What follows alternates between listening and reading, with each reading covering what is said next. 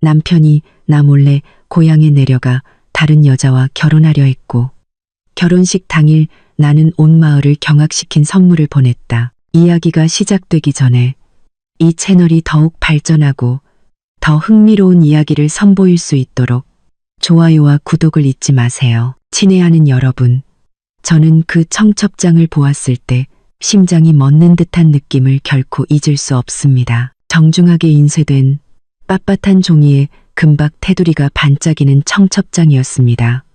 신랑의 이름은 박진우. 그 이름은 너무나 익숙해서 어지러울 정도였습니다. 바로 제 남편의 이름이었으니까요. 하지만 저를 얼어붙게 만든 것은 신랑의 이름이 아니라 신부의 이름, 전혀 낯선 이름이었습니다.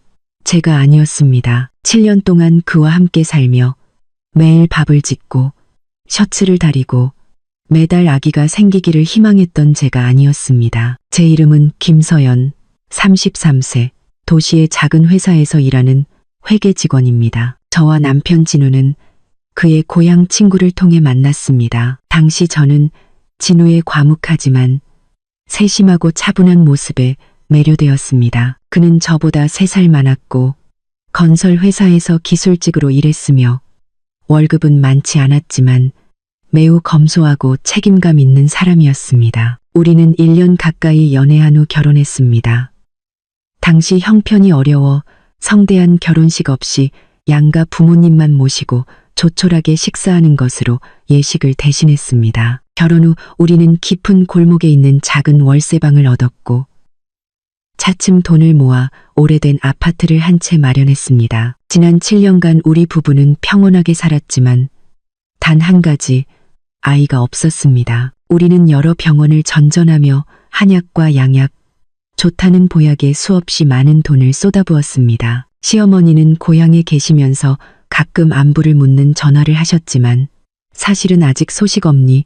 라고 묻기 위함이었습니다. 저는 손주를 바라는 시어머니의 마음을 이해했고 남편이 겪는 압박감도 알기에 더 노력하며 하루빨리 좋은 소식을 전해드릴 수 있기를 바랐습니다. 최근 들어 진우에게 이상한 낌새가 보이기 시작했습니다. 그는 갑작스러운 출장이 잦아졌는데 갈 때마다 고향으로 향했습니다. 처음에는 시어머니가 편찮으신가 싶었지만 전화를 드리면 어머니는 아무렇지 않은 목소리로 가벼운 감기일 뿐이라고 말씀하셨습니다. 어느 날은 공사 현장에서 바쁘다고 했지만 제가 전화를 걸면 받지 않았고 문자 메시지에도 답이 없었습니다.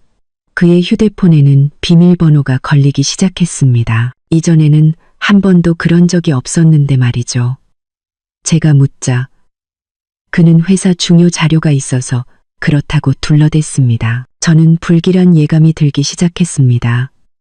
7년을 함께 산 아내는 남편의 눈빛이 더 이상 자신을 향하고 있지 않을 때를 알아차릴 만큼 예민합니다. 하지만 저는 배신이라는 것은 생각해 본 적도 없었고 이렇게 끔찍한 시나리오는 상상조차 하지 못했습니다. 그날은 비가 억수같이 쏟아지는 토요일 저녁이었습니다. 진우는 어머니가 욕실에서 넘어지셨다며 급히 고향에 내려가야 한다고 했습니다. 저는 그에게 과일 몇 개를 챙겨주고 버스 터미널까지 배웅했습니다. 집에 돌아와서 혹시 아는 의사에게 부탁할 일이 있을까 싶어 이전에 처방받은 약과 비교해 보려고 시어머니의 진료 기록을 찾기로 했습니다. 저는 진우가 보통 서류를 보관하는 책상 서랍을 열었고 거기서 그것을 발견했습니다. 청첩장 한 장이 서류 더미 속에서 마치 제 심장을 겨누는 칼날처럼 조용히 놓여 있었습니다. 처음에는 제가 잘못 본 줄 알았습니다.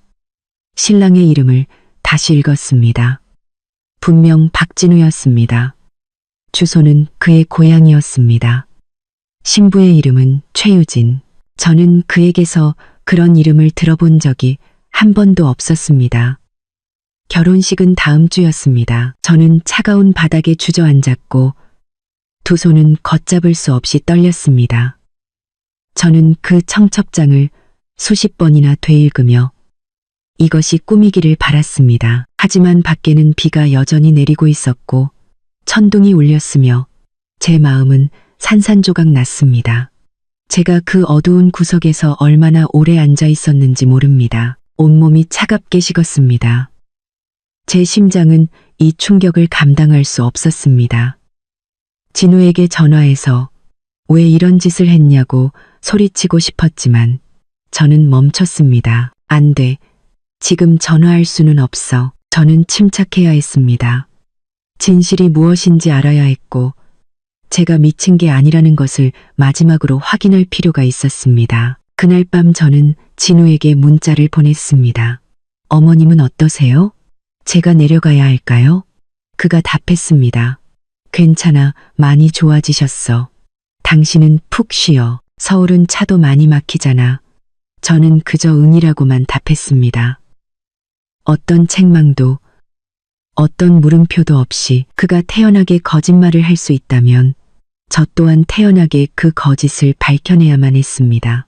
저는 밤새 잠을 이루지 못했고 머릿속은 수많은 질문으로 가득 찼습니다. 왜 그런 짓을 했을까? 우리는 이혼하지 않았고 나는 여전히 그의 법적인 아내인데 그렇다면 그는 어떻게 두 번째 결혼을 하려는 걸까? 그 여자는 그가 아내가 있다는 사실을 알까? 그의 가족 중 이 일에 가담한 사람은 없을까? 그리고 가장 중요한 것, 나는 이제 어떻게 해야 할까? 다음 날 아침, 저는 시어머니가 위독하시다는 핑계로 회사에 며칠 휴가를 냈습니다. 저는 그 청첩장을 들고 옷가지가 든 가방 하나와 여전히 떨리는 심장을 안고 남편의 고향으로 가는 버스표를 예매했습니다. 저는 친정어머니를 포함해 누구에게도 알리지 않았습니다. 저는 모든 것을 제 눈으로 직접 확인하고 싶었고 제가 얼마나 기만당했는지 알고 싶었습니다. 전해 듣고 싶지 않았습니다. 저는 진실이 필요했습니다. 날 것 그대로의 진실이. 버스는 오후에 그의 고향에 도착했습니다. 그곳은 읍내에서 약 10km 떨어진 작은 마을이었습니다. 저는 버스에서 내려 택시를 타고 그의 집으로 향했습니다. 가는 길에 저는 기사님께 말을 거는 척하며 물었습니다. 기사님, 요즘 이 동네에 큰 결혼식이라도 있나요? 기사님은 고개를 끄덕였습니다. 그럼요. 다음 주에 윗마을 박서방네 아들 진우가 결혼하잖아요. 서울에서 일하는데 아주 예쁜 유진이라는 아가씨랑 결혼한대요. 그 집이 부자라 결혼식도 아주 크게 한다던데 듣자 하니 서울에 부인이 있었는데 사별했다나 봐요. 안 됐죠. 저는 뒷좌석에 앉아 차 손잡이를 꽉 쥐었고 가슴은 누군가 쥐어짜는 듯 답답했습니다. 기사님의 한마디 한마디가 망치처럼 제 귀를 때렸습니다. 더 이상 의심의 여지가 없었습니다. 바로 제 남편, 진우였습니다. 저는 집에 바로 들어가지 않고 골목 어귀의 감나무 뒤에 조용히 섰습니다. 온 동네가 결혼식 천막을 세우느라 분주했습니다. 아주머니들은 의자를 나르고 풍선을 묻고 있었습니다. 마을 사람 모두가 곧 큰 결혼식이 열릴 것을 알고 있었습니다. 사람들은 웃고 떠들며 예쁜 신부와 서울에서 온 능력 있는 신랑에 대해 신나게 이야기했습니다. 그들은 신랑의 법적인 아내가 불과 몇 미터 떨어진 곳에서 돌처럼 굳어서 있다는 사실을 전혀 몰랐습니다. 저는 더 이상 한 걸음도 나아갈 수 없었습니다. 제 안의 고통은 눈물로 터져나오는 대신 소름 끼치는 침묵으로 가라앉았습니다. 저는 도착했습니다. 제 눈으로 봤습니다. 상상했던 것보다 더 끔찍한 진실이었지만 저는 돌아가지 않았습니다. 저는 남을 것입니다. 이 배신이 어디까지인지 더 깊이 알아야 했고 제 운명을 조롱하는 이 연극이 이대로 끝나게 두지 않을 것입니다. 저는 진실이 빛을 보게 할 것이며 이 결혼식이 그들이 생각하는 것처럼 평온하게 지나가지 못하게 할 것을 맹세했습니다. 저는 남편의 집에서 1km도 채 떨어지지 않은 마을 장터 근처의 작은 민박집에 방을 하나 얻었습니다. 방은 눅눅하고 허름했으며 삐걱거리는 침대와 덜컹거리며 돌아가는 선풍기뿐이었습니다. 하지만 저는 상관없었습니다. 저는 이곳에 쉬러 온 것이 아니라 모든 것을 끝까지 똑똑히 보기 위해 온 것이니까요. 그날 밤 저는 잠들지 못했습니다. 어둠 속에 조용히 누워 수많은 질문과 계획으로 머릿속이 복잡했습니다. 제가 생각 없이 행동하면 진실은 묻힐 것이고 저는 그들 눈에 미친 여자로 전락할 것이라는 걸 알았습니다. 저는 만천하 앞에서 그의 가면을 벗겨낼 만큼 냉정해야 했고 누구도 부인할 수 없게 만들어야 했습니다. 다음 날 아침 저는 낡은 몸빼바지를 입고 책 넓은 모자를 눌러 쓴 후 마스크까지 착용하며 변장했습니다. 저는 시골 장터에 들러 채소를 좀 사면서 낯선 외지인인 척 슬쩍 소식을 떠보기로 했습니다.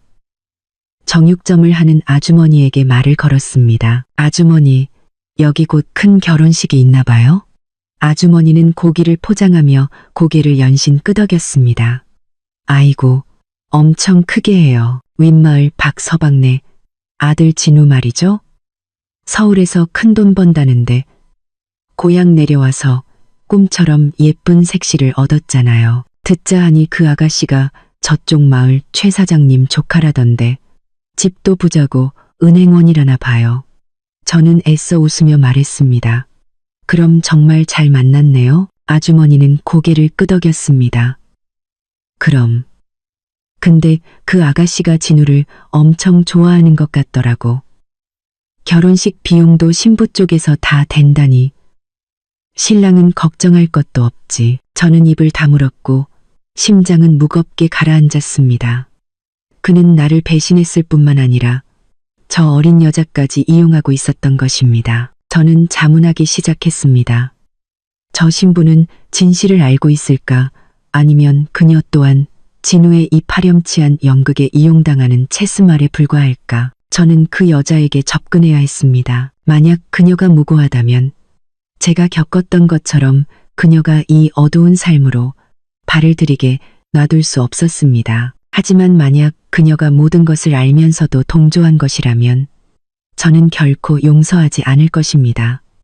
오후에 저는 남편의 집 근처로 다시 가보았습니다. 안으로 들어갈 용기는 없었고 그저 밖에서 지켜볼 뿐이었습니다. 낡은 2층 집은 비바람에 벽이 얼룩져 있었지만 마당은 넓어서 큰 결혼식 천막을 치기에 충분했습니다. 저는 진우가 몇몇 청년들과 함께 전등줄을 매달고 있는 것을 보았습니다. 저는 감나무 뒤에 숨어 멀리서만 바라보았습니다. 그의 눈빛은 예전과 똑같이 평온하고 침착했으며 갈등이나 후회의 기색은 전혀 찾아볼 수 없었습니다. 저런 사람이 과연 부끄러움을 알기나 할까? 저는 방으로 돌아와 오랫동안 생각에 잠겼습니다.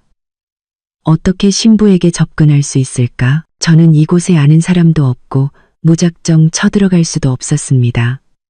바로 그때 이웃집에서 서로를 부르는 소리가 들렸습니다. 유진이 아니야? 오늘은 혼자 장 보러 왔어? 저는 깜짝 놀랐습니다. 유진. 바로 그 신부였습니다.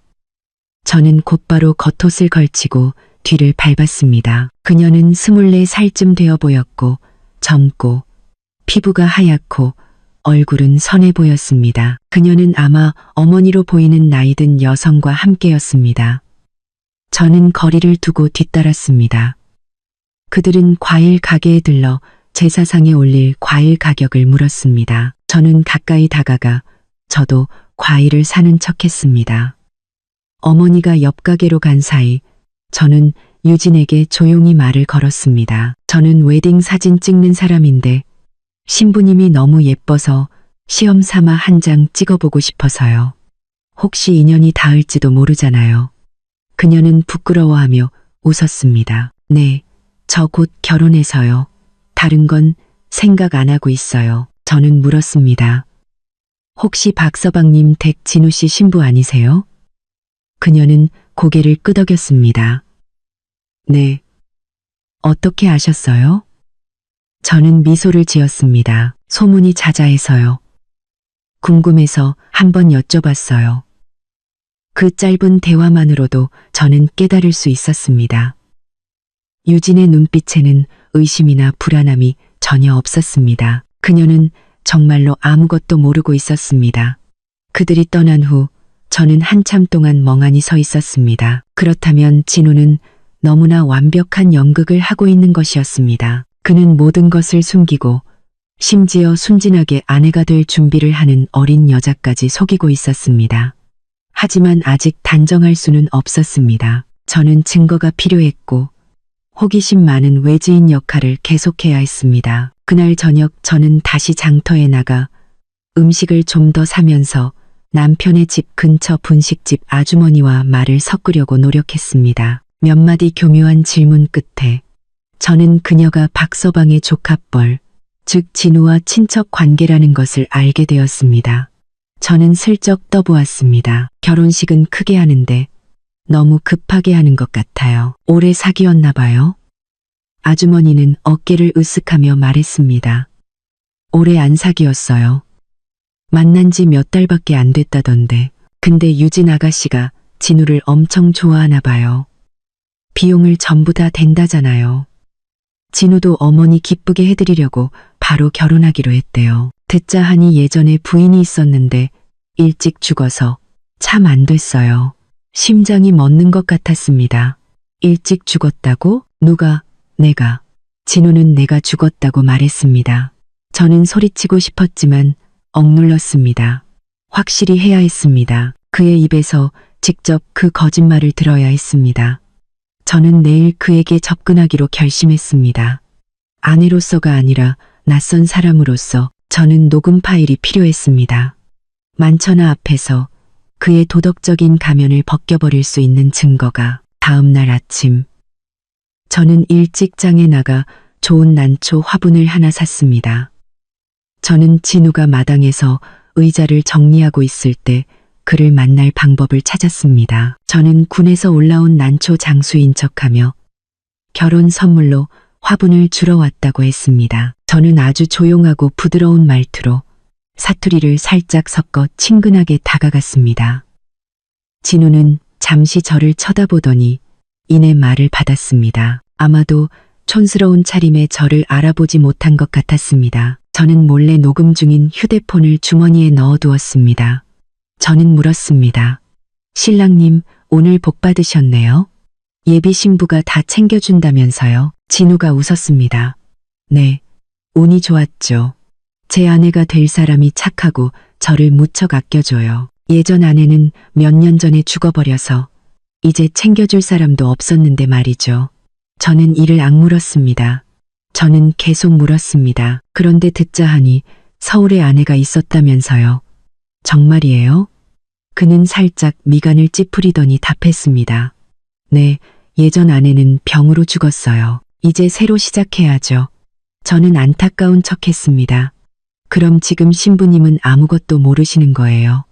그가 웃었습니다. 알아서 뭐해요.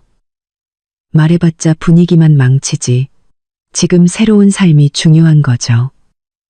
저는 더 이상 묻지 않고 그저 고개를 숙여 인사하고 물러났습니다. 저는 너무 떨려서 다리가 후들거렸지만 제 주머니 안에는 증거가 있었습니다. 그가 저를 지우기 위해 죽음을 꾸며냈다는 증거. 그가 감정, 신분, 그리고 동정심까지 이용해 거짓된 새 출발을 하려 한다는 증거. 저는 휴대폰을 가슴에 끌어안았고 눈시울이 뜨거워졌습니다. 울어야 할지 웃어야 할지 몰랐지만 한 가지는 확실히 알았습니다. 이것은 결코 끝이 아니라는 것을. 저는 눅눅한 민박집 방에 웅크리고 앉아 있었습니다. 희미한 노란 불빛이 얼룩진 천장을 비추고 있었습니다. 제 손에는 낡은 휴대폰이 들려 있었고 화면에는 저장된 녹음 파일의 글자가 여전히 빛나고 있었습니다. 제 마음속에서는 분노와 고통이 파도처럼 밀려와 작은 불씨 하나만으로도 폭풍처럼 타오를 만큼 응축되어 있었습니다.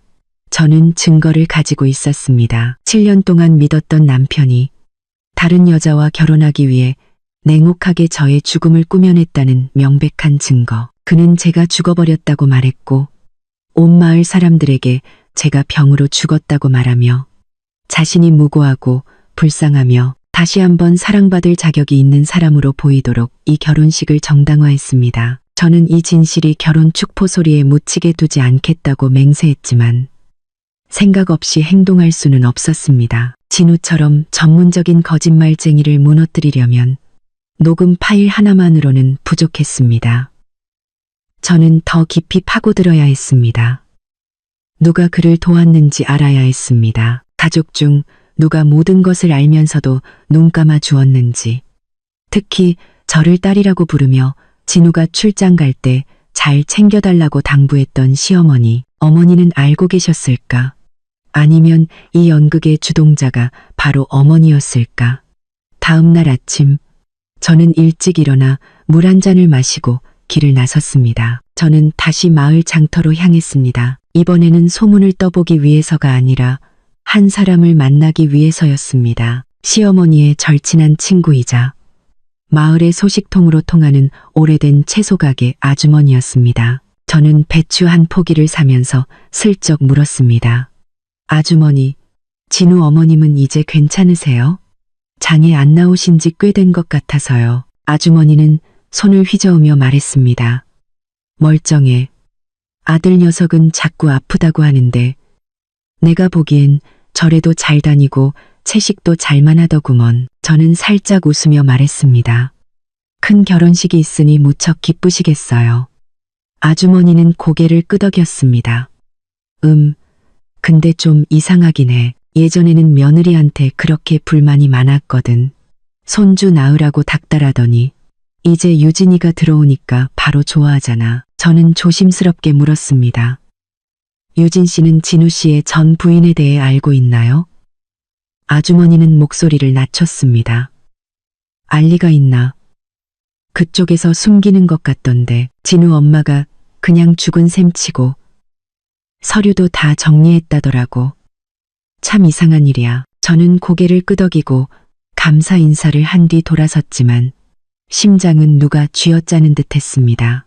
시어머니는 모든 것을 알고 있었습니다. 알았을 뿐만 아니라 아들의 재혼을 순조롭게 하기 위해 제가 죽었다는 이야기를 꾸며내는데 일조했습니다. 저를 딸이라 부르며 친딸처럼 아끼겠다고 약속했던 사람이 이제는 고장난 물건처럼 저를 가족 관계에서 밀어냈습니다. 저는 목구멍까지 역겨움이 차오르는 것을 느꼈습니다. 며느리로 산 세월 동안 저는 어머니께 반마디도 대든 적이 없었고 고향에 내려가 제사를 돕는 것에 대해 불평한 적도 없었습니다. 심지어 어머니가 가벼운 뇌졸중으로 쓰러졌을 때는 친구들에게 돈을 빌려 약값을 보내드리기까지 했습니다. 그런데 이제 어머니는 종이 위에 잘못된 글씨를 지우듯 무정하게 제 이름을 가족에게서 지워버렸습니다.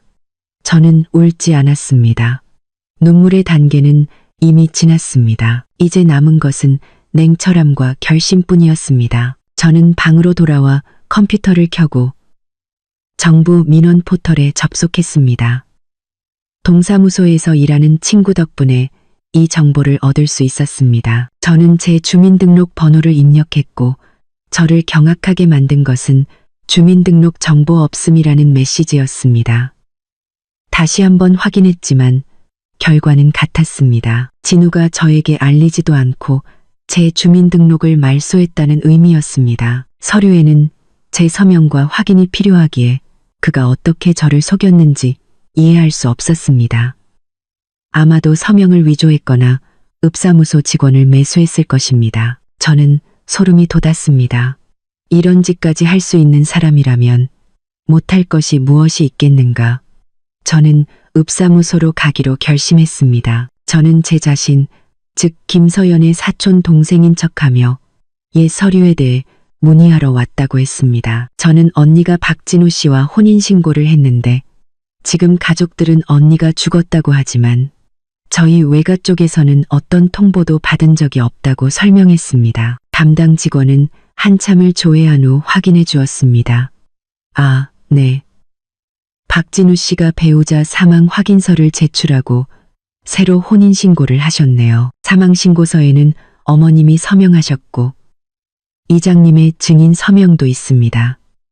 저는 그대로 얼어붙었습니다. 그들은 저를 서류상으로 죽였습니다.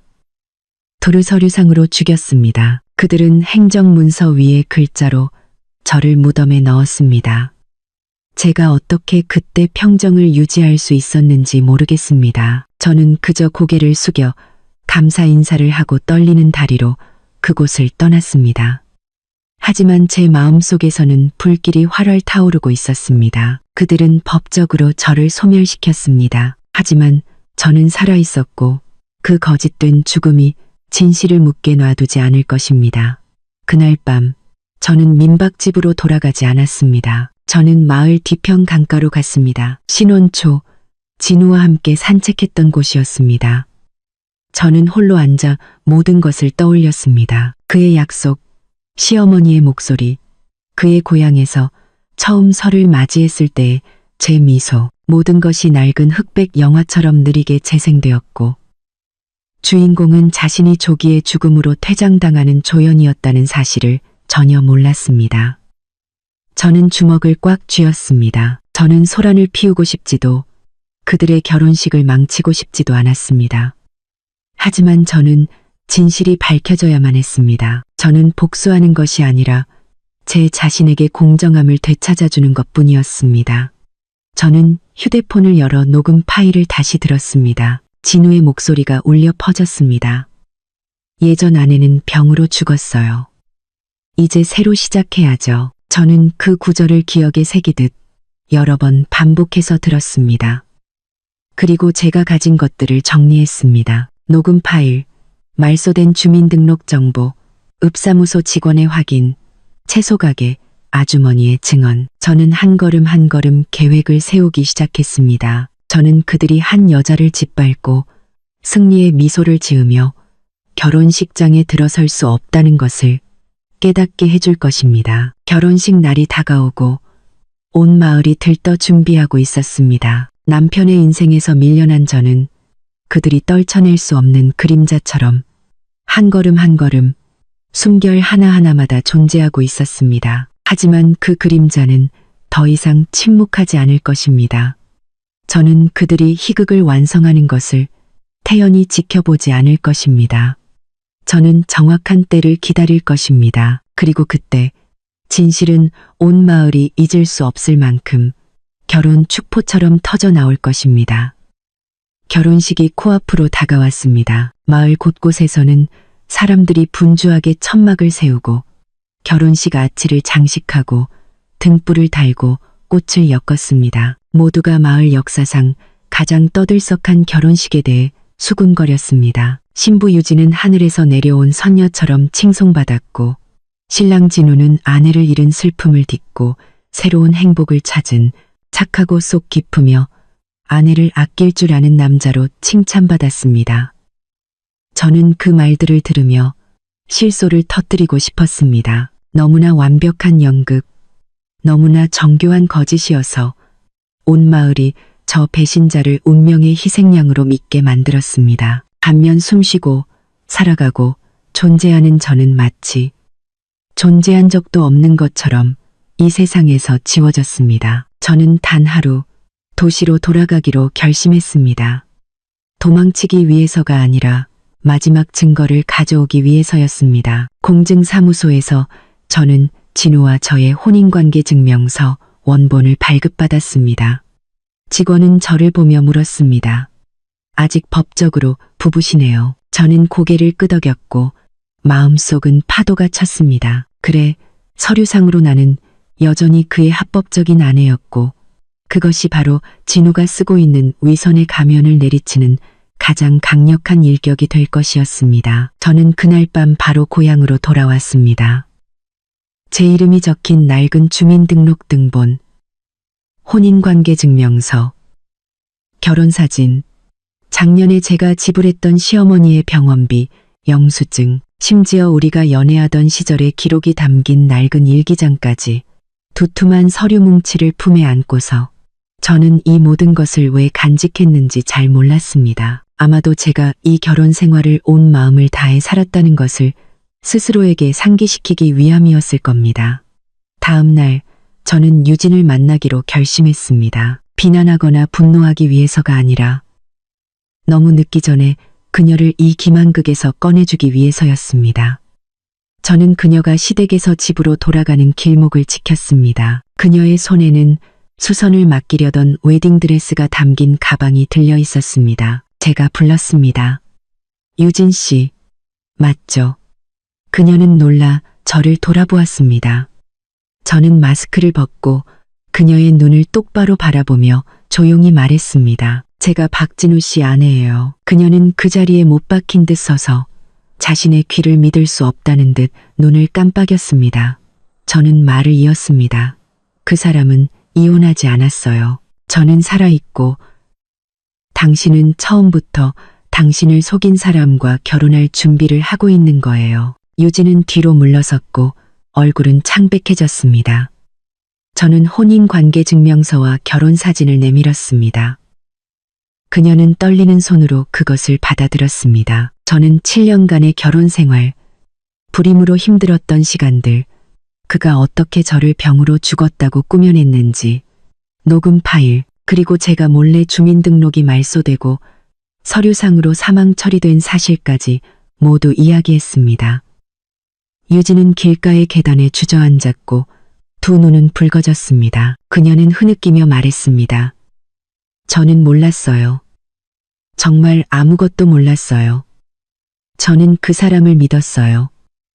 착한 사람인 줄 알았어요. 저는 그녀 옆에 앉아 부드럽게 말했습니다. 당신을 믿어요. 그리고 당신을 탓하지 않아요. 당신도 저처럼 속은 피해자일 뿐이에요. 저는 그녀에게 녹음 파일 사본을 건넸습니다. 마음이 진정되면 들어보세요.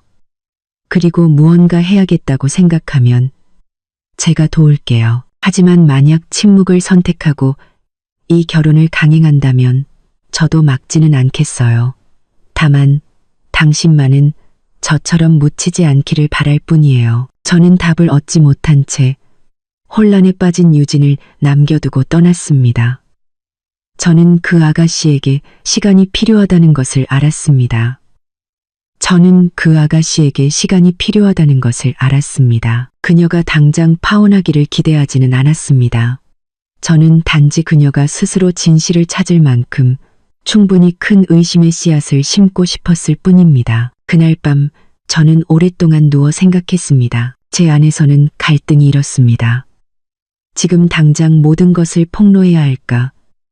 아니면 모든 것이 준비된 결혼식 날까지 기다려 진실을 밝혀야 할까? 한편으로는 유진을 보호하고 싶었고 그녀가 더 이상 상처받지 않기를 바랐습니다. 하지만 제 안의 다른 부분, 지난 7년간 상처받은 부분은 진우가 자신이 승리했다고 생각하는 바로 그날 대가를 치르게 해야 한다고 속삭였습니다. 그리고 저는 결심했습니다.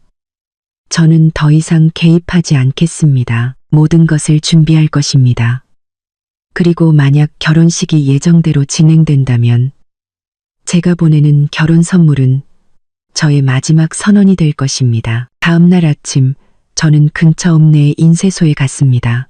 저와 진우의 결혼사진과 혼인관계증명서 사본 50장을 인쇄해달라고 부탁했습니다. 저는 손으로 편지를 썼습니다.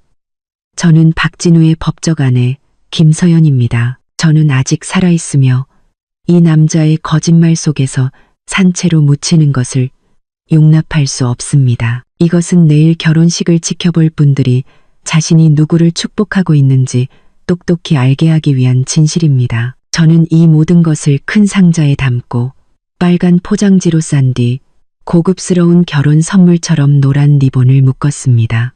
저는 상자 밖에 큰 팻말을 붙였습니다. 신랑 박진우에게 그의 법적 아내가 보내는 특별한 선물. 상자 안에는 저의 첫 웨딩드레스도 넣었습니다. 7년 전 진우와의 결혼식에서 입었던 드레스는 이제 색이 바랬지만 여전히 온전한 모습이었습니다. 어떤 것들은 거짓으로 깨끗이 지울 수 없다는 것을 상기시키기 위함이었습니다. 저는 이 선물이 결혼식이 시작되는 바로 그 순간 양가 친지들이 모두 모이고 사회자가 신랑 신부를 무대로 소개할 때 시댁에 도착하도록 준비했습니다. 저는 배달 기사에게 성금을 넉넉히 주며 신신당부했습니다. 이 선물 상자를 사회자에게 전달하면서 먼 곳에 지인이 보내는 선물이라고만 말씀해 주세요. 받는 사람은 신랑 박진우라고 정확히 말씀해 주시고요. 더 이상 아무 말도 하지 마세요. 저는 내일 이후 모든 것이 예전 같지 않으리라는 것을 알았습니다. 결혼식이 진행되든 취소되든 진우가 죄를 부인하든 아니든 저는 더 이상 상관하지 않았습니다. 제가 필요한 유일한 것은 모든 사람 앞에서 진실이 밝혀지는 것이었습니다. 저는 더 이상 예전처럼 순종적인 여자가 아니었습니다. 필요한 유일한 것은 저는 더 이상 예전처럼 저는 거짓 속에 산채로 묻혔던 아내였습니다. 그리고 저는 이제 빛으로 걸어 나오기 위해 제 무덤을 스스로 파헤쳤습니다. 저는 낡고 허름한 민박집방에서 동틀 무렵 눈을 떴습니다. 밖에서는 다구는 소리와 사람들이 오가는 소리, 국수를 씻는 오토바이 소리, 결혼식 꽃과 의자를 나르는 소리가 뒤섞여 이 중대한 날에 활기찬 교향곡을 만들어내고 있었습니다. 결혼식 날 화관을 쓰고 멋진 양복을 차려입었지만 거짓된 신랑 역할을 하고 있는 내 남편의 결혼식 날이었습니다. 오늘은 그가 낡은 결혼 생활이 여전히 존재하고 불과 몇백 미터 떨어진 곳에서 숨쉬고 있다는 사실을 잊은 채 공식적으로 새로운 결혼 생활에 발을 들이는 날이었습니다. 저는 결혼식에 가지 않았습니다. 가고 싶지 않았습니다. 두려워서가 아니라 그럴 필요가 없었기 때문입니다. 저는 모든 것을 준비했고 이제 저의 등장은 진실의 등장만큼 중요하지 않았습니다. 아주 이른 아침 저는 배달기사님께 전화를 걸었습니다. 민박집 근처의 오토바이 배달기사님으로 성실하고 시간을 잘 지키며 약속을 잘 지키는 분이었습니다. 저는 그분께 커다란 빨간 선물 상자를 건네며 당부했습니다. 이걸 사회자나 결혼식 책임자에게 전달하면서 먼 곳의 지인이 신랑 박진우 씨에게 보내는 특별한 선물이라고만 말씀해 주세요. 더는 아무 말도 하실 필요 없습니다. 기사님은 저를 보며 약간 궁금한 눈치였지만 묻지는 않았습니다. 그는 확신에 찬 목소리로 고개를 끄덕였습니다. 걱정 마세요. 말씀하신 대로 정확히 하겠습니다. 오토바이가 시동을 걸고 떠날 때 저는 오랫동안 그 뒷모습을 바라보았습니다. 제 심장은 더 이상 이전처럼 격렬하게 뛰지 않았고 대신 이상하리만치 평온했습니다. 아마도 사람이 고통의 끝을 경험하고 나면 눈물은 더 이상 선택지가 아닌 것 같습니다. 저는 더 이상 울지도 증오하지도 않았습니다. 저는 단지 지난 7년간 조용히 살아온 제가 처음으로 제 목소리를 내고 싶었을 뿐입니다. 누구도 저의 존재를 부정할 권리는 없습니다. 누구도 단지 더 아름다운 새 출발을 위해 저를 서류상으로 죽일 권리는 없습니다. 저는 조용히 방으로 돌아와 작은 거울 앞에 앉았습니다.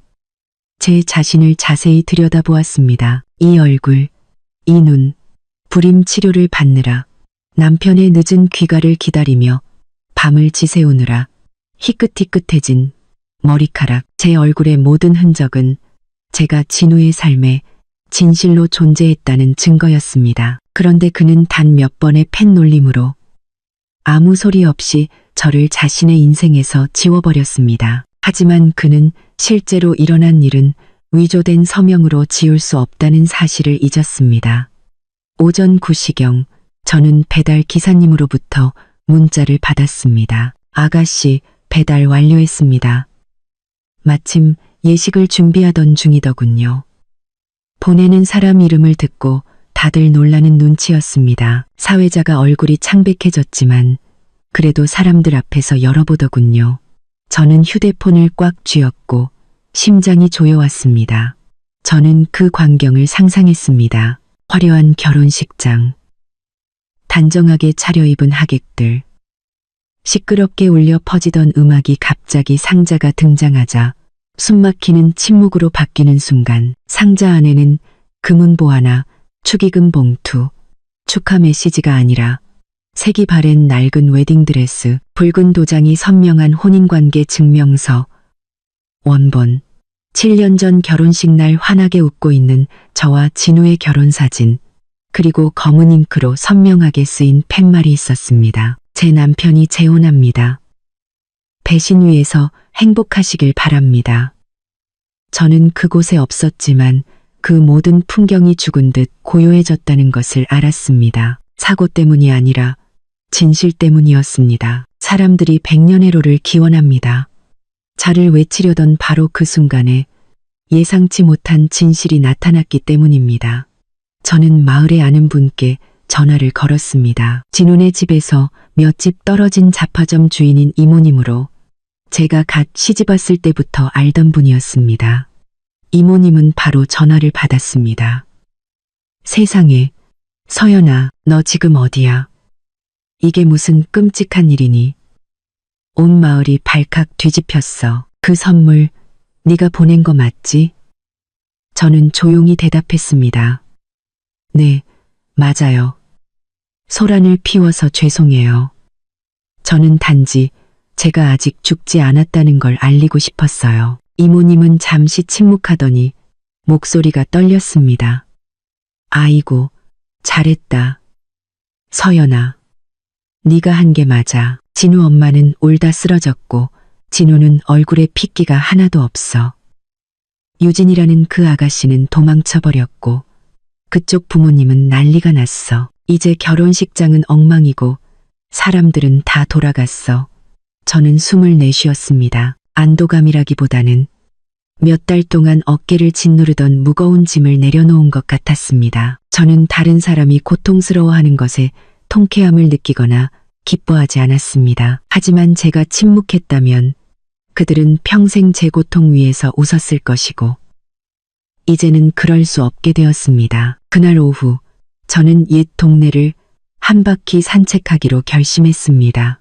저를 향한 시선들은 놀라움, 호기심, 그리고 약간의 동정심으로 가득했습니다. 사람들은 더 이상 수군거리지 않았습니다.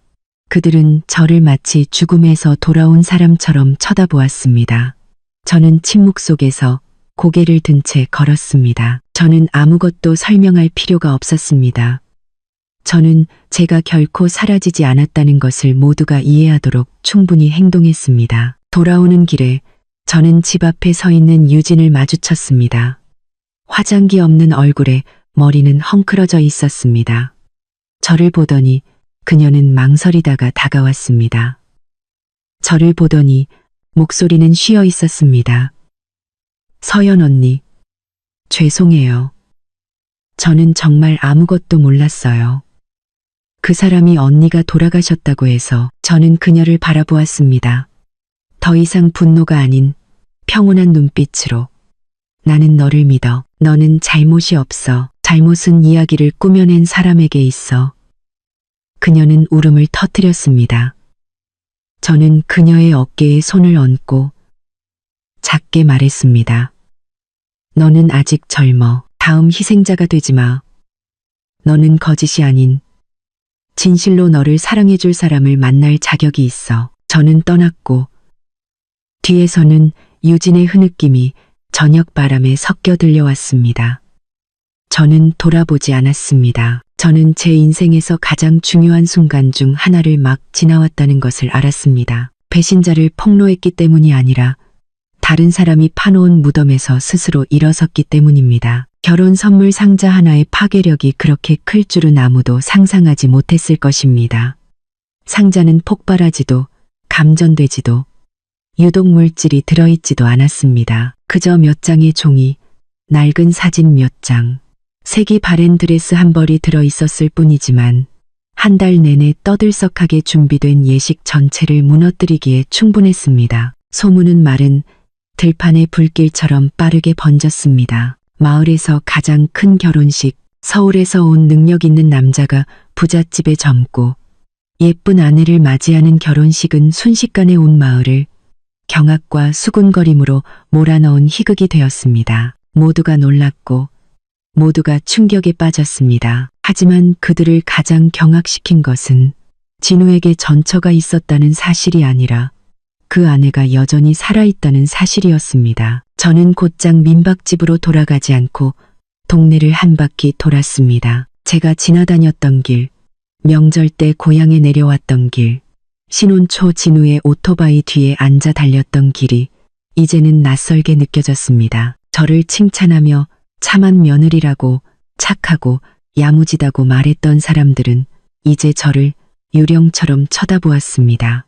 어떤 사람은 곁눈질하며 옆 사람에게 무언가 속삭였습니다. 어떤 사람은 안타까운 눈빛으로 저를 보았고 또 어떤 나이든 아주머니들은 저의 용기를 인정하듯 조용히 고개를 끄덕였습니다. 저는 그 익숙한 집, 시어머니의 집 앞을 지나갔습니다. 집은 그대로였고 대문은 열려 있었으며 마당에는 미처 치우지 못한 전등줄과 의자들이 어지럽게 널려 있었지만 더 이상 음악 소리도 웃음소리도 없었습니다. 오직 이 기만적인 연극을 꾸민 그 여자처럼 차가운 침묵만이 감돌았습니다.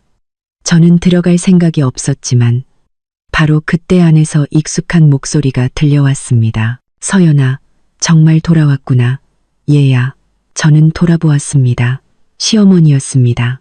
어머니는 문지방에 서서 떨고 있었고 눈은 붉게 충혈되고 머리는 헝클어졌으며 얼굴은 큰 폭풍을 겪은 사람처럼 창백했습니다. 제가 가만히 서 있자 어머니는 더 가까이 다가와 목이 맨 목소리로 말했습니다. 엄마가 미안하다. 엄마가 잘못했다. 얘야, 일이 이렇게 될 줄은 몰랐어. 저는 어머니를 바라보았습니다. 예전에 제가 만든 잡채가 형님 것만큼 맛이 없다며 저를 나무라던 아이를 낳지 못한다며 저를 이웃과 비교하던 그 여인이 이제는 제 앞에서 무너지듯 서 있었습니다. 저는 여전히 가만히 서서 울지 않았습니다. 저는 조용히 물었습니다. 어머니께서 제 사망신고서에 서명하셨어요. 제가 죽었다고 하셨잖아요. 그런데 이제 와서 일이 이렇게 될 줄 몰랐다고요? 어머니는 흐느끼며 눈물을 줄줄 흘렸습니다. 엄마는 우리 집안의 대를 이을 손주가 없을까봐 무서웠고 진우 말을 믿었다. 엄마가 잘못한 거 알아.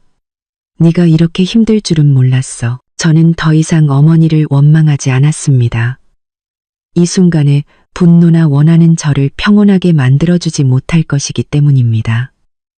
저는 나지막이 말했습니다. 어머니, 대를 잇는 손주가 가장 중요하다고 생각하셨다면 어머니는 진심으로 어머니를 엄마라고 불렀던 며느리를 대가로 치르신 거예요. 어머니는 대답하지 않았고 저는 더 이상 아무 말 없이 돌아섰습니다.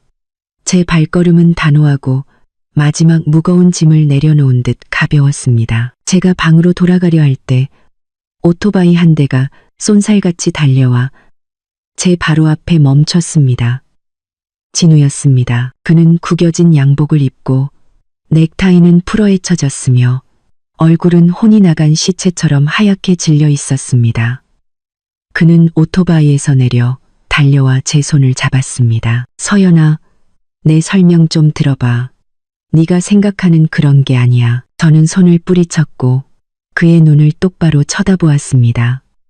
젊은 시절 저를 매료시켰던 그 눈빛은 이제 뻔뻔함으로 가득 차 있었습니다.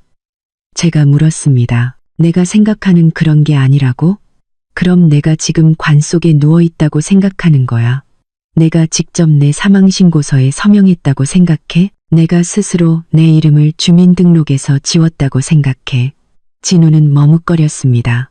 나는 그냥 일을 간단하게 만들고 싶었어. 엄마는 자꾸 재촉하고 유진이가 임신을 해서. 저는 그 자리에서 얼어붙었습니다. 유진이가 임신했다고?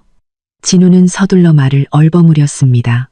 아니, 내 말은 걔가 생리가 늦어진다고 해서 걔네 집에서 결혼을 서둘렀어. 네가 알면 일을 크게 만들까봐 두려웠고 네가 상처받는 걸 원치 않았어. 저는 웃음을 터뜨렸습니다. 그 웃음은 죄를 부인하려는 자의 뺨을 때리는 것 같았습니다. 제가 물었습니다. 내가 상처받는 걸 원치 않아서 나를 서류상으로 죽였어? 내가 상처받는 걸 원치 않아서 내가 아직 법적인 아내인데도 다른 여자와 결혼식을 올렸어? 그럼 내가 발견하지 못했다면 나는 정말 유령이 되었을까? 진우는 고개를 숙였고 더 이상 아무 말도 하지 못했습니다. 저는 그를 마지막으로 쳐다보고 돌아섰습니다. 뒤에서 그의 외침이 들렸습니다. 내가 잘못했어.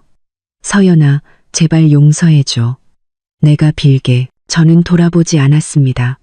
저는 이미 떠났습니다. 그의 인생에서 배신과 거짓과 고통에서 떠났습니다. 저는 사과가 필요 없었습니다. 용서해 줄 사람도 필요 없었습니다. 저는 그저 제 스스로 계속 나아가야 했습니다. 그날 오후 저는 민박집에서 짐을 챙겼습니다. 더 이상 이곳에 머물 이유가 없었습니다. 진실은 밝혀졌고 가면은 벗겨졌습니다. 거짓말쟁이들은 자신들의 행동에 대한 결과를 마주해야 했습니다. 그리고 묻혔다고 생각했던 저는 이제 다시 살아났습니다. 저는 침묵 속에서 도시로 돌아가는 버스에 올랐습니다. 눈물도 미련도 분노도 없이 오직 지쳤지만 처음부터 다시 시작할 준비가 된 영혼만이 있었습니다. 다시 한번 의존하지도 순종하지도 않는 나 자신이 되기 위해 저는 비 오는 오후에 도시로 돌아왔습니다. 버스 안에서 사람들은 웃고 떠들며 세상사를 이야기했고 저는 물기 어린 창밖을 멍하니 바라보며 조용히 앉아 있었습니다. 비는 마치 거짓과 배신 속에 묻혀있던 지난날의 모든 먼지를 씻어내는 것 같았습니다. 어떻게 이 모든 것을 이겨냈는지 모르겠지만 이제 혼자 앉아 있으니 더 이상 예전의 제가 아니라는 것을 깨달았습니다. 행복을 지키기 위해 참고 침묵했던 여자는 이제 침묵이 누군가를 지키는 방법이 아니라 자기 자신을 죽이는 칼이라는 것을 알게 되었습니다. 집에 도착해 익숙한 문을 열었습니다. 우리 부부가 몇 년 동안 빚을 갚으며 마련한 아파트는 여전히 낡은 냄새가 났습니다. 바닥 세정제 냄새, 오래 교체하지 않은 이불 냄새, 그리고 기억의 냄새. 저는 집안을 한 바퀴 돌며 한때 우리 공동의 것이었던 물건들을 만져보았습니다. 사인용 식탁, 첫 여행에서 샀던 커플컵, 진우가 저녁 내내 낑낑대며 달았던 벽시계. 모든 것이 그대로 있었지만 사랑만이 오래전에 떠나버렸습니다. 저는 결혼사진과 함께 찍은 사진들을 하나씩 떼어내 낡은 장을 접듯 종이 상자에 차곡차곡 담았습니다. 그리고 컴퓨터 앞에 앉아 이혼 서류의 첫 줄을 써내려갔습니다. 진우에게 전화할 필요도 당장 서명을 받을 필요도 없었습니다. 저는 단지 제 입장을 분명히 보여주면 되었습니다. 저에게는 이미 충분한 서류가 있었습니다. 합법적인 혼인관계, 배신의 증거, 상대방의 중대한 신의성실 의무 위반으로 인한 일방적 이혼 청구. 법원에서 일하는 친구는 내 경우는 이혼이 어렵지 않아. 증거만 충분하면 돼. 중간에 취소된 결혼식 자체가 살아있는 증거잖아 라고 말했습니다. 저는 웃지 않고 고개만 끄덕였습니다. 저에게는 그 종이 한 장보다 마음속에서 모든 것을 명확히 정리한 것이 더 중요했습니다. 저는 새로운 일을 찾기 시작했습니다. 이전 회사는 제 자리를 남겨두었지만 저는 거절했습니다. 처음부터 다시 시작하고 싶었습니다. 저는 작은 꽃집에 시간제 직원으로 지원했습니다. 첫날 미소라는 이름의 가게 주인이 저에게 물었습니다. 언니 같은 분이 왜 이런 일을 선택했어요? 흙 만지는 거 힘들지 않아요? 저는 솔직하게 웃으며 말했습니다. 제 결혼식 꽃을 밤새 직접 만들었거든요. 이제는 다른 사람들, 행복을 믿는 사람들을 위해 꽃을 만들고 싶어요. 미소 씨는 더 묻지 않았지만 그녀가 이해했다는 것을 알 수 있었습니다. 그 후 며칠 동안 저는 열심히 일했습니다. 아침 4시에 꽃 시장에 가고 저녁에는 지쳐서 집에 돌아왔지만 마음은 이상하게 가벼웠습니다. 제 자신을 위해 산다는 느낌은 정말 낯설었습니다. 더 이상 진우 씨 언제 와? 라는 질문도 기다리다 식어버린 저녁 식사도 아이를 갖기 위해 몰래 생리주기를 확인하는 일도 없었습니다. 저는 진정으로 살고 있었습니다. 그 삶이 단순하고 화려하지 않더라도 말입니다. 저는 꽃집 근처에 작은 원룸을 얻었습니다. 매일 아침 직접 밥을 해 먹고 책을 읽고 일하러 갔습니다.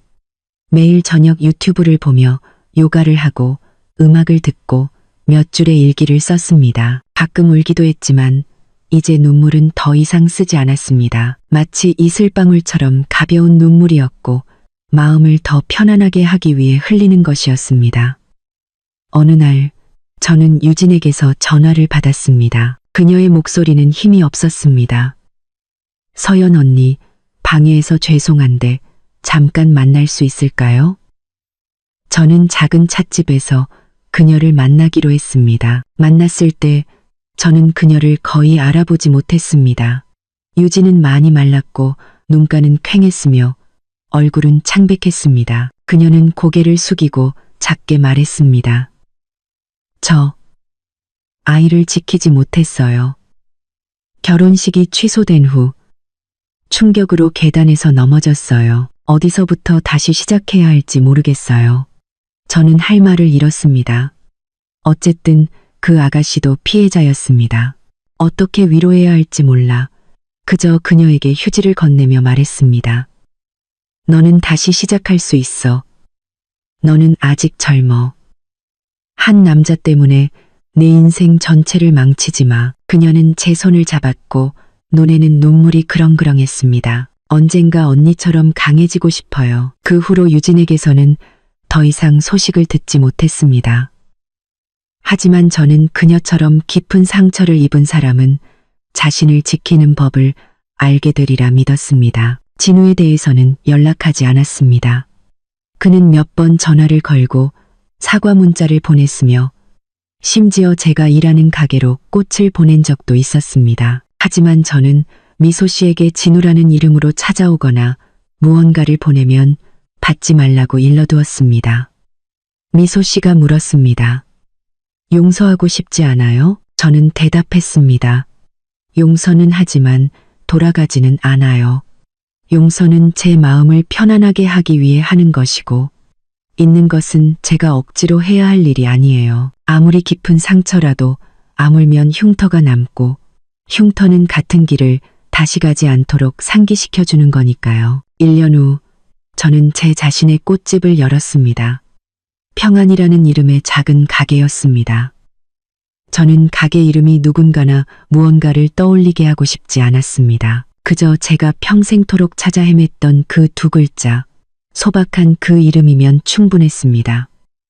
가게의 첫 손님은 결혼을 앞둔 젊은 아가씨였습니다. 그녀가 말했습니다. 언니가 버림받은 신부였다고 들었는데 지금도 다른 사람을 위해 웨딩 부케를 만드신다고요. 두렵지 않으세요? 저는 미소를 지었습니다. 두려웠어요. 하지만 그러다 깨달았죠. 내가 아름다운 결혼식을 올릴 수 없었다면 다른 사람들이라도 그렇게 하도록 도와주자고. 꽃 한 송이 한 송이가 축복의 말이 되는 거예요. 그 아가씨는 울었습니다. 그리고 저는 아주 오랜만에 제 마음이 정말 가벼워진 것을 느꼈습니다. 저는 그 모든 일이 끝나면 진우가 지나간 악몽처럼 제 인생에서 사라질 것이라고 생각했습니다. 하지만 인생은 그렇게 간단하지 않았습니다. 배신자는 때로 자신이 채울 수 없는 공허함과 마주하기 전까지는 자신이 어떤 벌을 받았는지 알지 못합니다. 비가 부슬부슬 내리던 어느 아침, 제가 평안 꽃집 문 앞에 꽃을 진열하고 있을 때 오토바이 한 대가 멈춰 섰습니다. 깡마른 몸에 헝클어진 머리, 구겨진 셔츠를 입고 눈은 퀭하게 들어간 남자, 진우였습니다. 저는 놀라지 않았습니다. 어쩌면 마음속 깊은 곳에서 이 순간을 기다리고 있었는지도 모릅니다. 그는 한참 동안 아무 말 없이 서서 저를 바라보기만 했습니다. 그 시선은 더 이상 예전처럼 자신만만하지 않았고 자신의 세계에서 밀려난 자의 시선이었습니다. 저는 여전히 평온하게 마치 그가 없는 것처럼 천천히 웨딩 부케를 만들었습니다. 잠시 후 그가 쉰 목소리로 말했습니다. 서연아, 5분만. 아무것도 바라지 않아. 돌아와 달라고도 안 해. 그냥 딱 한 번만. 너한테 말하고 싶어서. 저는 고개를 들지 않고 계속해서 꽃을 다듬었습니다. 듣고 있어요. 마치 주문을 받는 손님에게 말하듯 대답했습니다. 진우는 한숨을 쉬고는 마치 자신의 상처에 소금을 뿌리듯 천천히 한마디 한마디 말을 이었습니다. 그날 이후로 친척들 모두가 나를 외면했어. 엄마는 가벼운 뇌졸중으로 입원하셨고 충격이 크셨지. 유진이는 떠났어. 그 집 식구들은 다른 곳으로 이사가서 아무도 연락이 안 돼. 새로운 시작이 되어야 했던 결혼식이 모든 것의 끝이 되어버렸어. 저는 그의 말을 끊지 않았습니다. 그는 계속했습니다. 나는 혼자 살아. 낡은 원룸으로 다시 돌아갔고 매일 일하고 집에 오는 게 전부야. 아무도 인사하지 않아. 사람들은 나를 쓰레기 보듯 쳐다봐. 하지만 가장 최악은 버림받는 게 아니었어. 매일 아침 일어났을 때 여보, 아침 먹어요라고 불러주는 사람이 없고 언제 와? 라고 묻는 문자 메시지가 없는 거였어. 살아있는데 매일 조금씩 죽어가는 그 느낌. 정말 끔찍하더라. 저는 마지막 꽃송이를 바구니에 내려놓고 고개를 들어 그를 바라보았습니다. 내가 예전에 느꼈던 감정과 비슷하네. 내 남편이 다른 여자와 결혼식을 올리고 있다는 걸 알았을 때, 그리고 시어머니가 직접 내 사망신고서에 서명했다는 걸 알았을 때, 그 감정, 당신은 나보다 1년 늦게 맛보는 것뿐이야. 진우는 고개를 숙였고 어깨가 떨렸습니다. 저는 더 이상 동정심도 분노도 느끼지 않았습니다. 그저 이 모든 것이 이제 합당한 결말이라는 생각뿐이었습니다. 그 만남이 있고 일주일 후 저는 법원으로부터 통지를 받았습니다. 피고 측이 이의를 제기하지 않아 이혼이 승인되었다는 내용이었습니다. 울음도 원망도 없는 깔끔하고 합법적인 마침표였습니다. 그 순간부터 저는 더 이상 누구의 아내가 아니었습니다. 저는 단지 폭풍우를 겪고 스스로를 구한 한 여자, 서연일 뿐이었습니다. 평안 꽃집은 점점 손님이 많아졌습니다. 사람들은 단지 꽃 때문에 오는 것이 아니라 꽃 파는 사람 뒤에 숨겨진 이야기 때문에 오기도 했습니다. 한 번은 젊은 아가씨가 와서 말했습니다. 언니, 저 파혼하려고요. 곧 결혼할 사람이 몰래 전 여자친구랑 연락하는 걸 알게 됐어요. 너무 혼란스러워요. 부모님은 체면 때문에 결혼하라고 압박하시고요. 저는 길게 조언하지 않았습니다. 저는 단 한 가지 질문만 했습니다. 만약 결혼한다면 매일 아침 눈을 떴을 때 그 사람을 보면서 서러움을 느끼지 않을 수 있겠어요? 아가씨는 침묵했습니다. 다음 날 그녀는 다시 와서 말했습니다. 저 파혼했어요. 언니, 제 감정에 솔직하게 살기로 했어요. 저는 더 말하지 않고 그녀에게 해바라기 한 다발을 만들어주며 축복했습니다. 이 꽃처럼 활짝 피게 해줄 사람을 찾길 바라요. 가끔 고향 소식도 들려왔습니다. 시어머니였던 분은 사람들을 만나는 것이 꺼려져 절에 다니는 것을 그만두셨다고 합니다. 그 집은 이제 황량해졌고 옛 결혼식 천막은 버려진 채 방치되어 있었습니다. 진우는 여전히 혼자 살며 재혼도 연애도 하지 않는다고 합니다. 어떤 사람은 그가 벌을 받으며 사는 것 같다고 했고 어떤 사람은 그가 성격이 온순해졌다고 했습니다. 하지만 저에게는 그가 존재하든 사라지든 더 이상 중요하지 않았습니다. 저는 속죄가 필요한 것이 아니라 제가 지금 누리고 있는 평안이 필요했습니다. 어느 날 저는 발신인 없는 소포를 하나 받았습니다.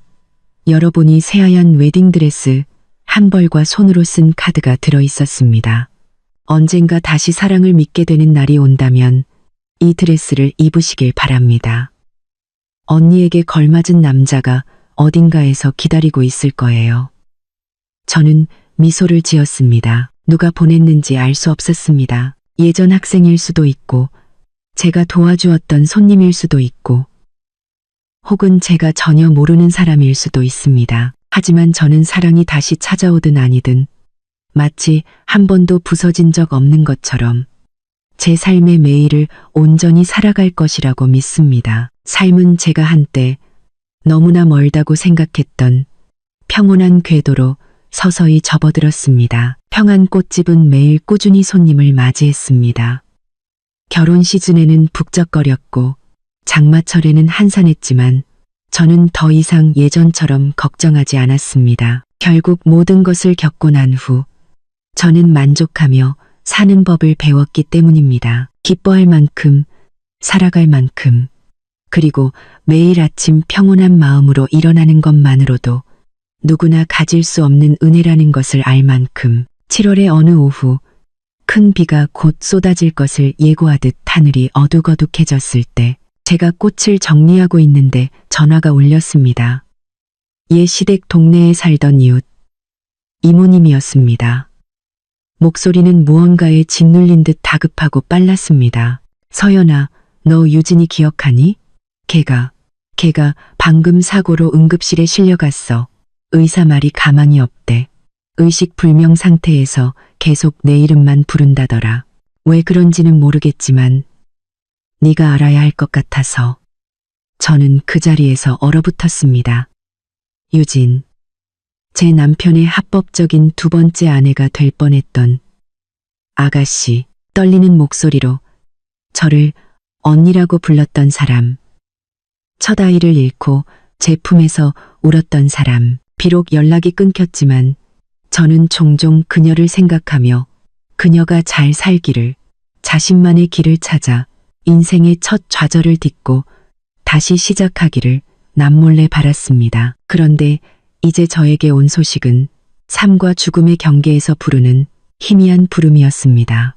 망설일 것 없이 저는 가장 빠른 버스를 타고 고향으로 향했습니다. 가는 내내 저는 아무것도 명확하게 생각할 수 없었고 그저 몇 년 전 시댁문 앞에서 웨딩드레스를 품에 안고 기대에 찬 눈으로 서 있던 그 작은 아가씨의 흐릿한 이미지만 떠올랐습니다. 제가 군 병원에 도착했을 때 사람들은 유진이 아직 수술실에 있고 결과를 알 수 없다고 했습니다. 저는 소독약 냄새와 의사들의 구두 소리가 타일 바닥 위로 차갑게 울리는 복도에서 기다렸습니다. 잠시 후 한 나이 든 여인이 제게 다가왔습니다. 저는 바로 유진의 어머니라는 것을 알아보았습니다. 그녀는 넋이 나간 눈으로 저를 보더니 작게 물었습니다. 서연 양 맞죠? 제가 고개를 끄덕였습니다. 어머니는 한숨을 쉬었습니다. 걔가 전부터 당신 얘기를 자주 했어요. 당신을 만나지 못했다면 평생 어리석게 살았을 거라고. 당신이 걔한테 뭘 어떻게 한 거예요? 저는 어떻게 대답해야 할지 몰랐습니다. 저는 아무것도 하지 않았어요. 그저 그 아이에게 진실을 말해줬을 뿐이에요. 라고 말했습니다. 어머니는 저를 오랫동안 쳐다보더니 고개를 떨궜습니다. 그 애가 잊을 만큼 강했다면 좋았을 텐데 저는 이해했습니다. 상처를 입고 쉽게 일어서는 사람은 없습니다. 어떤 사람은 평생이 걸리고 어떤 사람은 결코 다시 일어서지 못합니다. 다행히도 유진은 살아났습니다. 사흘간의 혼수 상태 끝에 그녀는 눈을 떴습니다. 깨어났을 때 그녀는 저를 보고 아이처럼 울음을 터뜨렸습니다. 저는 그녀의 손을 잡고 작게 말했습니다. 너는 살아있어. 그것만으로도 충분해. 다시 시작할 수 있겠니? 그녀는 고개를 끄덕였습니다.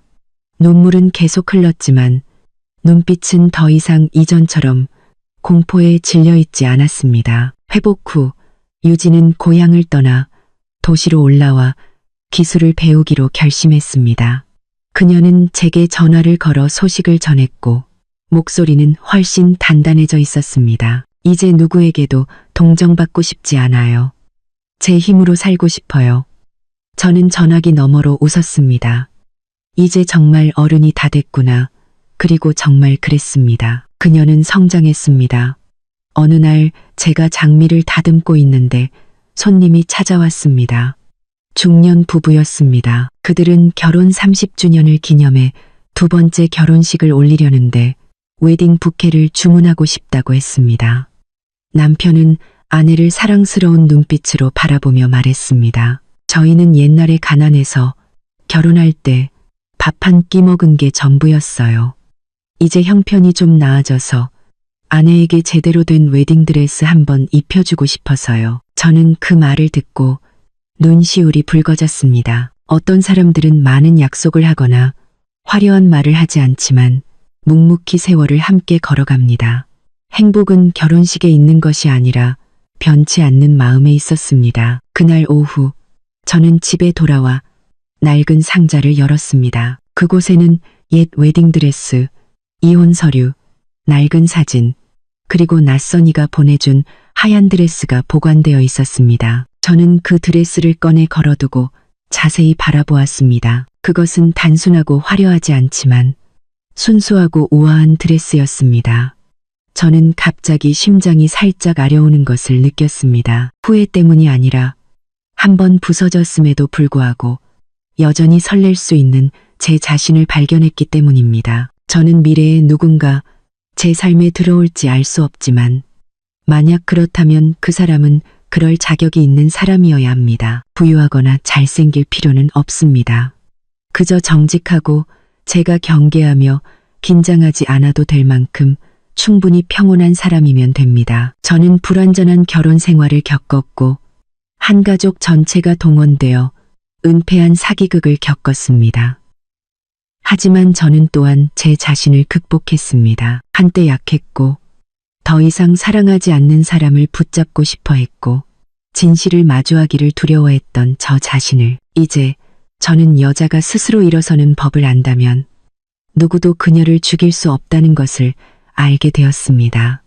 그리고 저는 일어섰습니다. 복수하기 위해서가 아니라 진정한 의미의 삶을 살기 위해서. 저는 제 작은 방에 앉아 있었습니다. 오후의 햇살이 창문을 통해 들어와 제 손길을 기다리는 신선한 꽃다발 위로 쏟아졌습니다.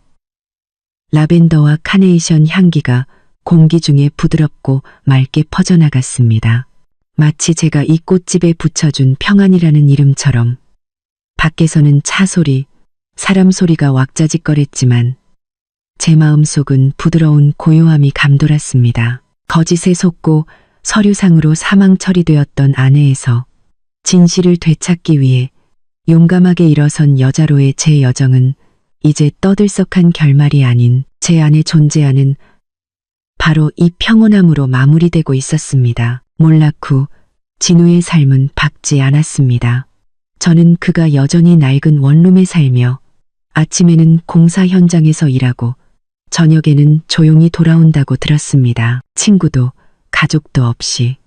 그의 어머니는 가벼운 뇌졸중 후 다른 지방의 여동생과 살게 되었고 고향에는 거의 오지 않으셨습니다. 한때 결혼식 준비로 떠들썩했던 그 집은 이제 이끼 낀 대문만 덩그러니 남았습니다.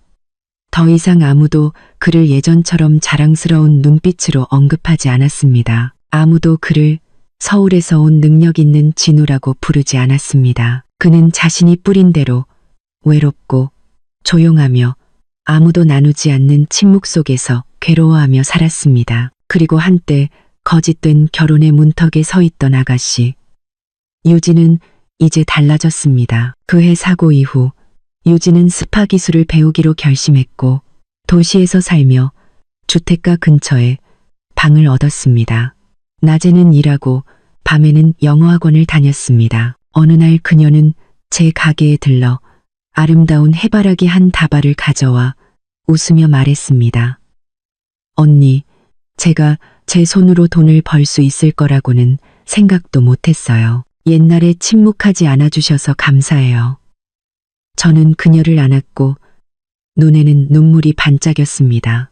어떤 사람들은 상처의 끝까지 가봐야 비로소 다시 시작하는 법을 배우고 유진은 해냈습니다. 저는 더 이상 왜 사람들이 배신하는지 궁금해하지 않았습니다. 만약에라는 질문도 하지 않았습니다. 인생은 누구에게도 시간을 되돌릴 기회를 주지 않기 때문입니다.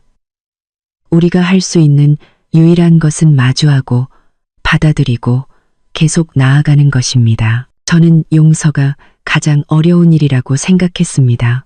하지만 아니었습니다.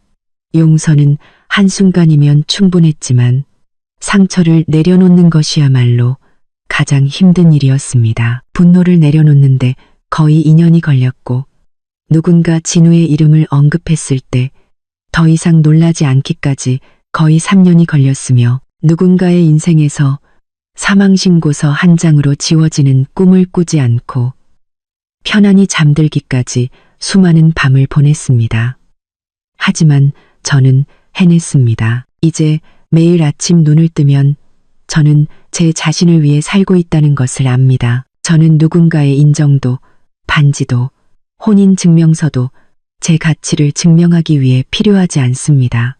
저는 쓰러졌지만 묻히지 않은 여자, 서연입니다. 저는 여전히 웨딩 부케를 만들고 카드에 행복을 비는 말을 쓰고 아가씨들이 자신의 성격에 맞는 꽃 색깔을 고르는 것을 돕습니다. 하지만 제 마음속에는 더 이상 결혼이 최종 목적지라는 환상이 없습니다. 저는 단지 그들이 올바른 사람, 그들이 자기 자신이 될 수 있게 해주는 사람, 그들의 존엄성이나 신뢰를 희생시키도록 강요하지 않는 사람과 결혼하기를 바랄 뿐입니다. 어느 날 저는 구청 여성회관에서 열리는 한부모 여성 모임에 초청받아 강연을 하게 되었습니다. 다양한 연령과 사연을 가진 거의 100개의 얼굴 앞에서 저는 제 이야기를 했습니다.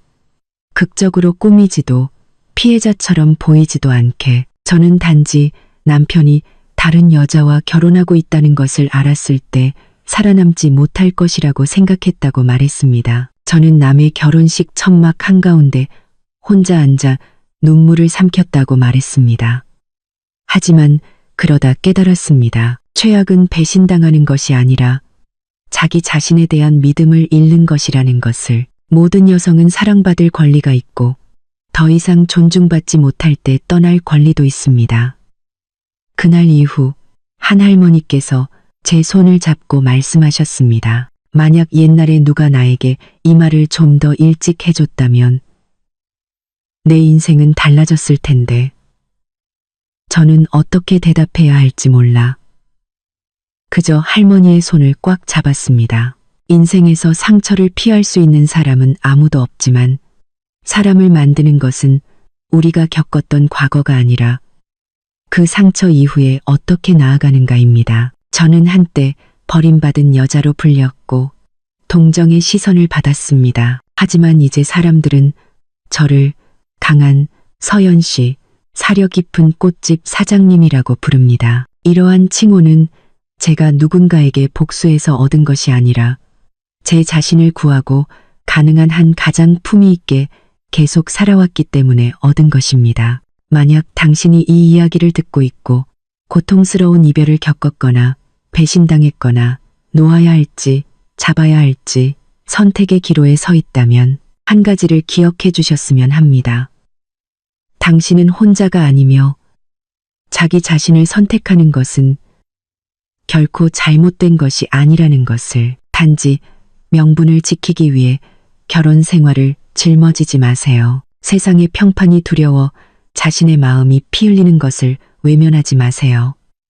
용감하게 일어서세요. 비록 작은 한 걸음일지라도 앞으로 나아가는 모든 걸음은 당신에게 상처를 주었던 사람에게서 멀어지는 한 걸음이니까요. 저는 서연입니다. 저는 남편이 몰래 고향에 내려가 재혼하려던 것을 알게 되었지만 온 마을을 경악시킨 선물을 보냈습니다. 유명해지고 싶어서가 아니라 모든 사람이 기억하기를 바랐기 때문입니다. 여자는 조용히 살 수 있지만 그녀가 목소리를 낼 힘이 없다고는 결코 생각하지 말라고. 그리고 만약 제 이야기가 의미 있다고 생각하신다면 주변의 여성분들과 이 이야기를 나눠주세요. 어쩌면 한마디 말, 하나의 이야기가 길이 없다고 생각하며 꺼져가던 한 마음을 구할 수 있을지도 모릅니다.